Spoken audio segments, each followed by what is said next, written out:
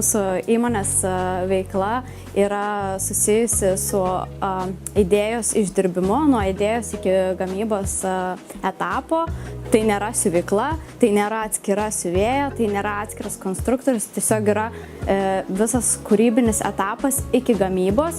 Tai žmogui nereikia galvoti ir jungti skirtingų specialistų, tiesiog vienoje vietoje gauna viską. Tai mes toksai kaip ir saugiklis, kad tas žmogus pradedantis verslą pradėtų viską sėkmingai, tikslingai, visą procesą paimam nuo tiekėjų suradimo iki tinkamų siuvyklų suradimo, kokybės kontrolės. Mes norim būti užkulisiuose, daryti savo darbą geriausiai, nes visa šita techninė dalis, ji niekur nėra vieša.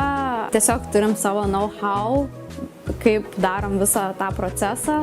Ir taip užsitikrinam, kad mes būtume patenkinti savo darbą ir klientas gautų rezultatų, kokį tikėjusi. Tai mūsų klientai atranda tiesiogiai per svetainę. Pagrindiniai klientai yra Skandinavų šalyse, Didžiojoje Britanijoje, taip pat turime klientų Šveicarijoje. Jiems svarbu yra ne tik užsidėti drabužį, bet žinoti drabužio audinio savybės, kodėl jis yra geresnis, koks dizainas būtų ilgamžiškesnis. Todėl tiek kūrėjai, tiek pirkėjai vis labiau kreipia į tai dėmesį. Mūsų įmonėje yra labai svarbu tvarumo aspektai, tai kalba eina ne tik apie draugiškus gamtai audinius, tačiau ir apie patį procesą, apie pačius kiekius. Mes skatiname negaminti per daug gaminių, kurie neparsiduos, gaminti tik tai tiek, kiek būtų galima parduoti. Mano asmeninis patarimas tiesiog būti atviriems ir žingeidiems. Čia taisyklė numeris 1. Apie Enterprise Europe Network tinklą sužinojome prieš keletą metų iš Vilniaus prekybos pramonės ir amatų rūmų.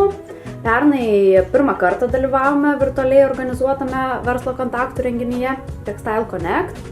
Ten užmezgėme ryšius su dizaineriais, su tvaraus produkto startuoliais Švedijoje bei Danijoje. Per pastaruosius metus aktyviai dalyvavome net keliose Enterprise Europe Network organizuotose verslo kontaktų renginiuose.